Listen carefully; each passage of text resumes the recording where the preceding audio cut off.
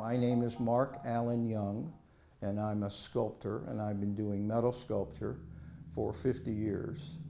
And part of the process of starting up a nonprofit school to teach metalwork and art, I decided that I would show in different segments different parts of what you have to do before you start welding.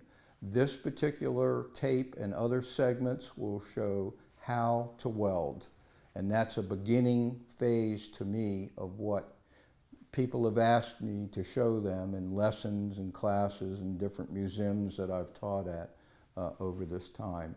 The first things you have to do with gas welding is understand some of the safety equipment that is needed because of the heat of the torch. I'm going to work on a bench that anyone could make as a welding table. When you set up in the area where you're interested for your artwork, your project, or repairs on the farm, you have to have a safe place to work, a table that will not catch fire, and the different accessories that you need to have to make this a safe place to work. On the farm, there's hay, there's all kinds of things that can catch on fire. So you need an area that's usually around 9 by 9 feet. And the floor should be dirt or concrete. And this particular table base is from a Craftsman table saw that was junked. These are very inexpensive. Harbor Freight sells them for around $28. Sears has them. A lot of the suppliers have them. It's rated to hold 500 pounds, and you can have 1 or 2 of these and place a steel top on it, a plate steel, which I will show later.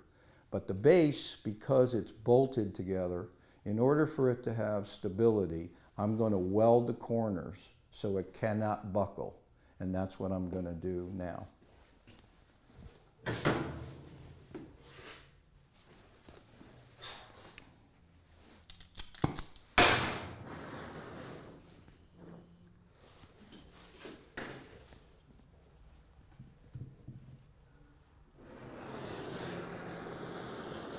This is gas acetylene torch. It's a mixture. This is the torch. The bottle mixes the two gases from the bottom of the torch, and that creates a hotter and increasingly hotter flame you can use for cutting, brazing, soldering, and welding. I'm going to give it sort of a medium flame by bringing the acetylene down. I'll do it one more time. That's all gas. When you introduce the oxygen, you can see the cone form and the color changes to a purple blue, and that increases the temperature. If you go too far, it'll cut instead of heating the area.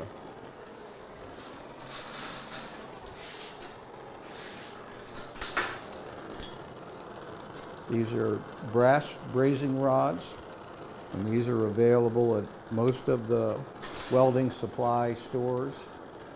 And you heat the end and put it in the flux, which is boric acid, and it cleans the welding rod so that the gas can flow and the material will flow properly.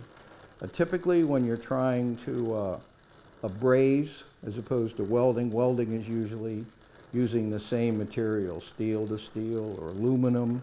This connects the two.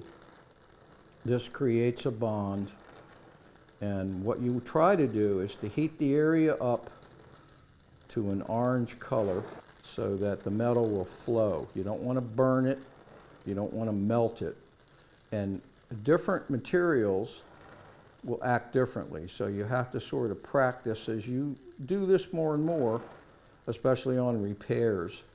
You'll find out that sometimes bolts and hardware are made from different materials than the perimeter. This is a light gauge steel, probably about a 20 gauge, and it's been bent and formed.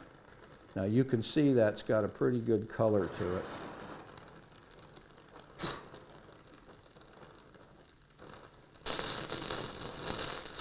this is applying the brass, and what I try to do is go all the way around the bolt, making a puddle. You do it you take the stick, this is called a stick, and you make it in a circle so that it creates a bead around the part that you're welding. They have to be the same temperature in order for this to work. So when you start the process, you pull back a little bit and let it flow around. And by kissing this little area here, you're ensuring that it will not fold or bend over when you put a lot of weight on it. And again, I float it, watch it come down. You'll see it goes with gravity and heat. You can push or pull a weld, and this is pulling it. Okay, so I've got that tacked on. That cannot go anywhere now. It will not break. A weld typically per square inch is 50,000 pounds of tensile strength. So when you weld something correctly, the theory is the metal will break, not the weld. So I'm going to heat it again, and I'm going to go over to the steel now. And this is just steel to steel. It's overlapping. I'm going to heat this up, and the temperature typically will burn off the paint or any imperfections, and you can hear it flowing. And by moving the torch very slowly in a circle, it will spread out the brass and go inside the seam, and again, it will not come apart. These are the two welds that I just made, and I used a brass welding rod. It's got nickel and bronze in it, which makes it harder. And I went completely around the bolt head. You can see the difference between the two. And I braced the apron part of this, and later, depending on the weight, I'll put a stretcher across the bottom on each side. And that will give you a table for very little money to work on. You can set a grid on top of this. I typically use a piece of 1/2-inch plate steel to work on. It won't warp. It's great for laying out larger pieces to repair or fabricate, build something. If it's a sculpture, then you've got a platform to work from. So this is basically one of two pieces that you can have, and you can extend the legs to make it higher. I typically sit when I work because a lot of the projects take hours to do. So each project is different. You would plan it based on what your needs were, again, for repair or fabrication.